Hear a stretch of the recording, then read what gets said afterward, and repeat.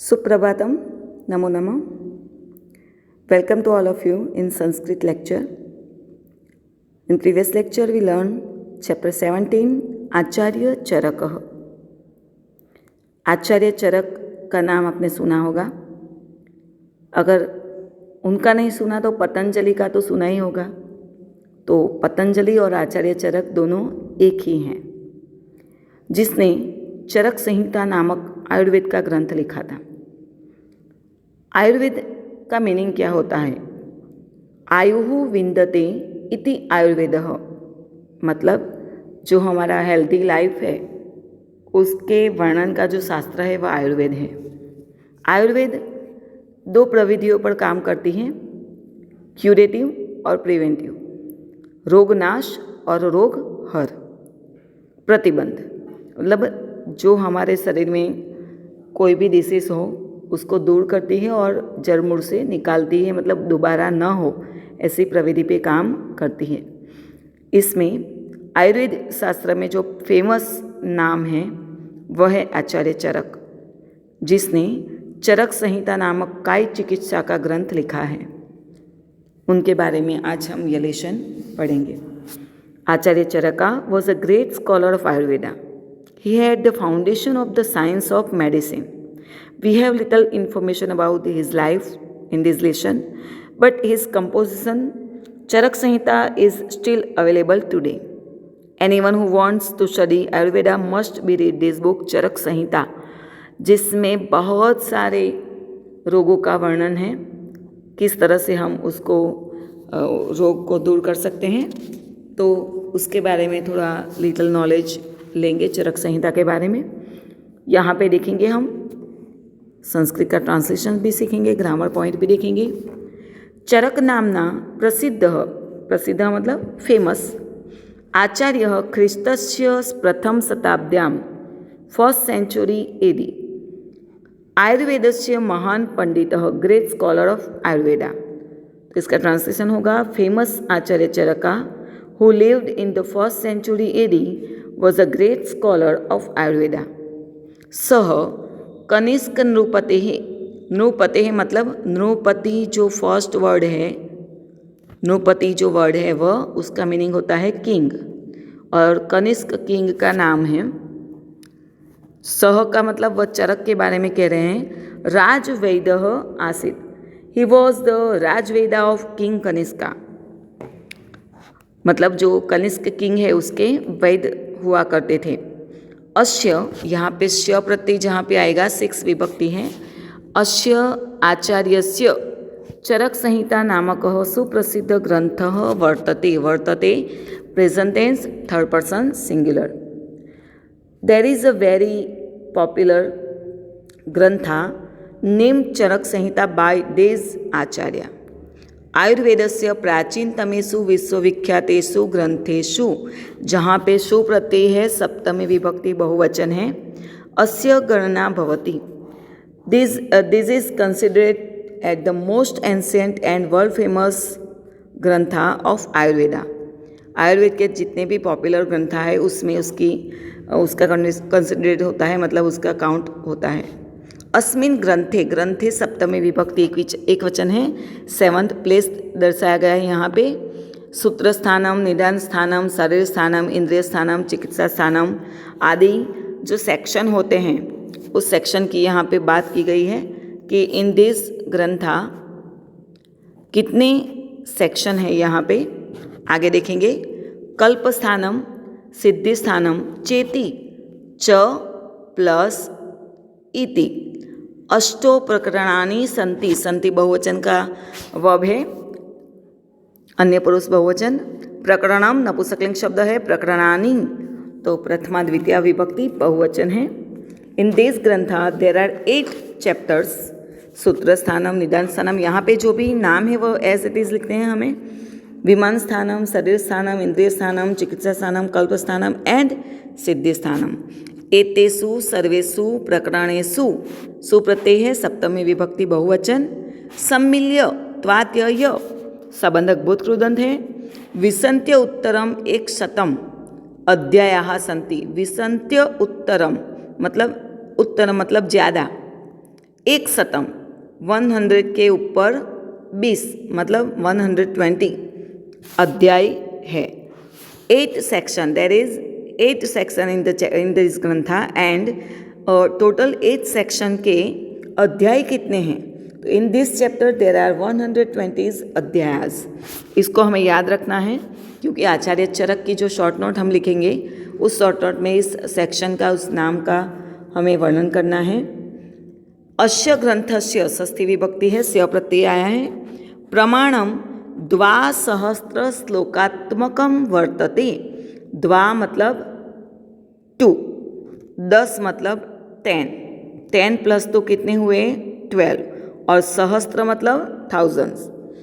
12,000 shlokas in this grantha. The limitation of grantha, pramanam limitation of grantha is 12,000 shlokas. अत्र प्रायः, अब इसमें क्या है? अत्र प्रायः सहस्त्र द्वयम, द्वयम मतलब 2 और सहस्त्र मतलब 1000, 2000 जितने औषध योगानां विस्तृतम व्याख्यानम अपि अस्ति. व्याख्यानम अस्ति मतलब इन 12,000 श्लोक में किसका वर्णन है? तो 2000 जितने रोगों का वर्णन है. कितने कितने प्रकार के रोग हैं और उनकी औषधि, अलग अलग रोग की औषधि कितनी है.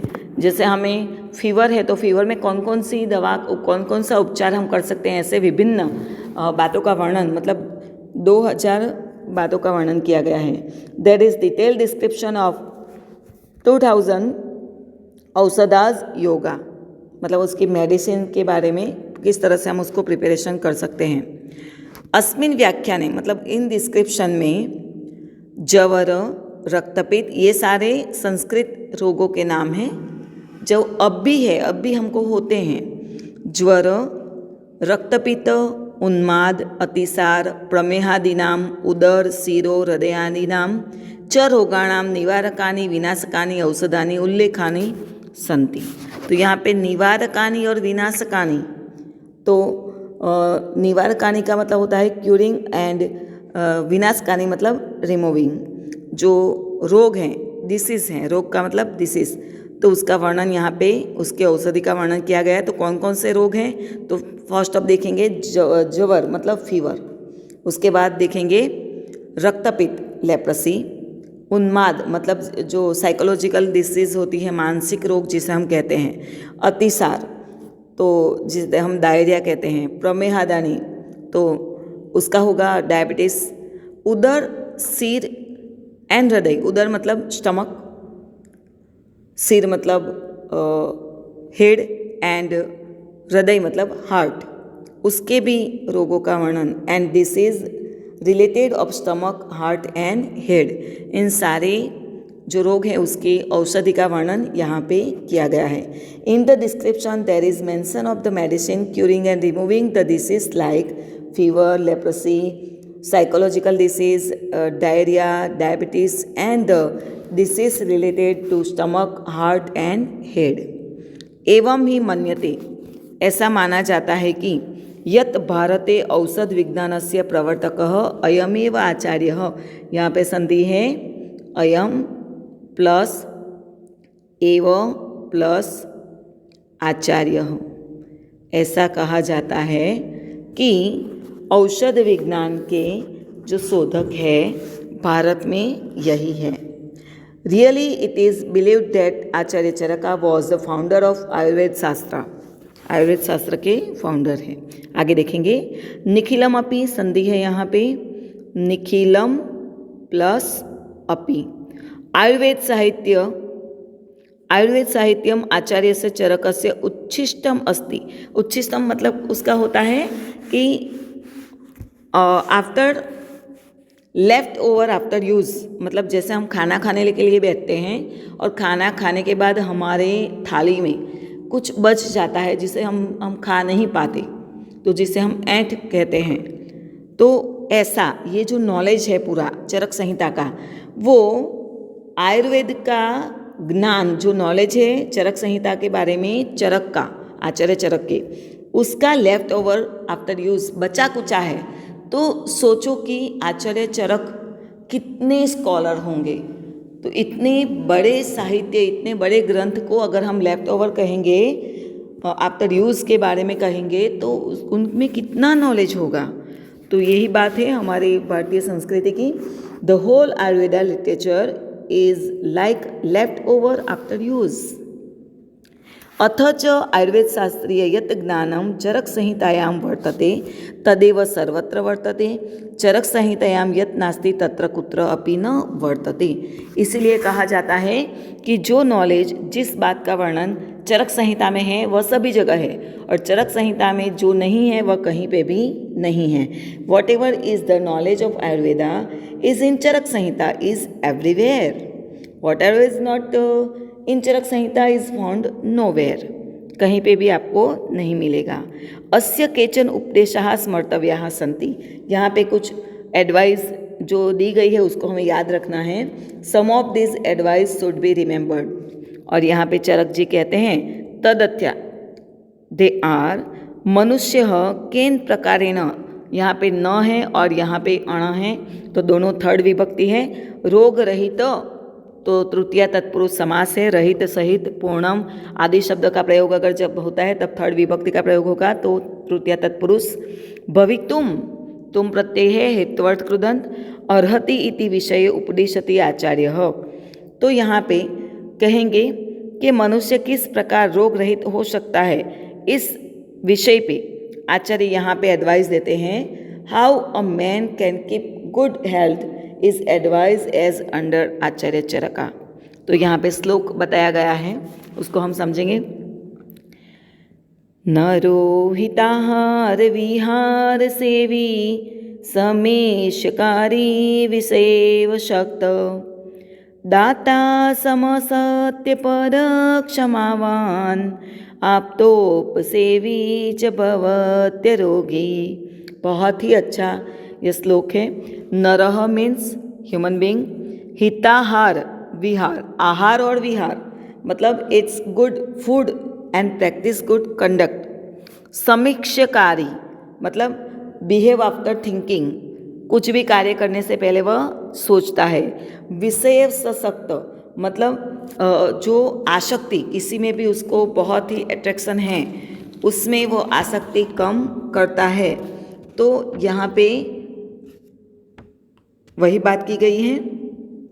ज़्यादा लगाव अगर किसी में न हो, वह बात बहुत ही अच्छी है। दाता डोनर, समह सभी लोगों को इक्वल समझने वाला, सत्यपरह सत्य को समझने वाला, सत्य के पथ पर चलने वाला, क्षमावान जो सभी की गलतियों को भूल जाता है और माफ़ कर देता है। आप्तोपसेवी मतलब वह अपने रिलेटिव की सेवा करता है या संत सज्जनों की सेवा करता है। वह भवत्य अरोगी, वह संधि यहाँ पे भवती प्लस अरोगी, वह हेल्दी रहता है। तो यहाँ पे देखेंगे उसका translation. The person who eats good food and practice good conduct, यहाँ पे इस लाइन का ट्रांसलेशन हमने लिया है।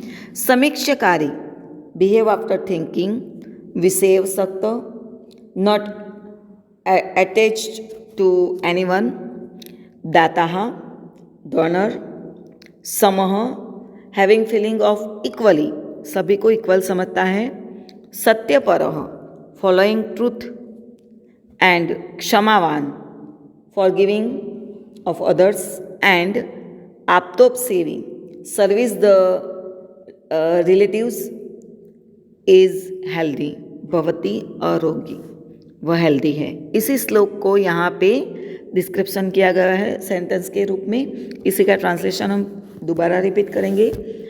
अर्थात मीन्स यह नरः हितस्य आहारस्य स्य है, षष्ठी विभक्ति यहाँ पे, विहारस्य च सेवनम करोति।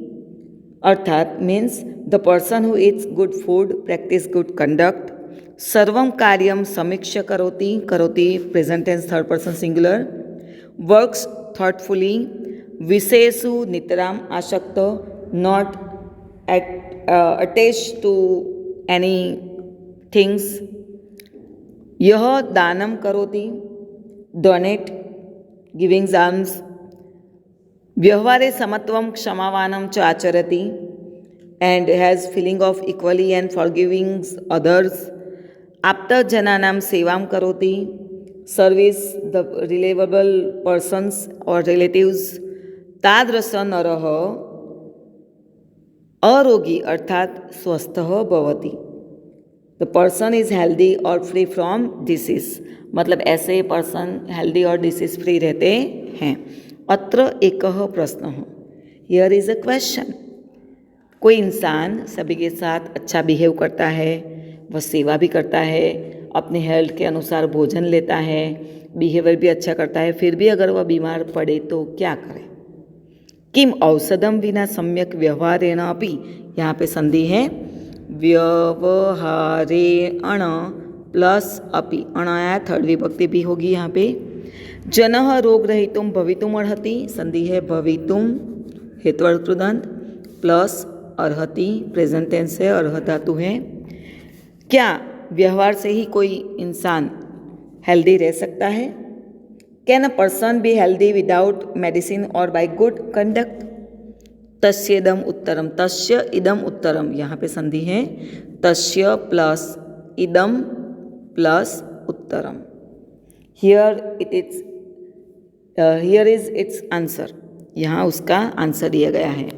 यदा रोगः शरीरे प्रविष्टो भवति, रोग शरीरे, शरीरे सप्तमी विभक्ति वचन है। When disease enters one's body तदा औषधस्य आवश्यकता भवति, तदा औषधस्य आवश्यकता भवति, वन नीड्स मेडिसिन। परंतु शरीरे रोगस्य प्रवेशः एव न स्यात्, एतद् अर्थे मानवेन सम्यक व्यवहारः करणीयम् एव। अगर हम बीमार पड़े तो मेडिसिन कंपलसरी है, नेसेसरी है, पर जो बिहेवियर है उसकी भी स्वास्थ्य पे असर होती ही है, ऐसा आचार्य चरक कहते हैं। But one should behave properly so that disease में नॉट एंटर वंस बॉडी, व्यवहारस्य अपि स्वास्थ्ये प्रभावो भवति इति एषः, यहाँ पे भी संधि है और यहाँ पे भी संधि है, आचार्य चरकस्य उपदेशः। Behaviour also affects the health is the advice of Acharya Charaka. जैसे हमें कोई डांट लगा देता है, कोई हमारे साथ गलत व्यवहार करता है, तो हमारे मन पे ऐसे टेंशन रहता है कि क्यों ऐसे मुझे उसने बोला, तो हम पूरे दिन टेंशन में रहते हैं और उसका स्वास्थ्य पे, उसका हेल्थ पे असर पड़ता ही है। तो हमें सबके साथ अच्छा बिहेवियर भी करना चाहिए।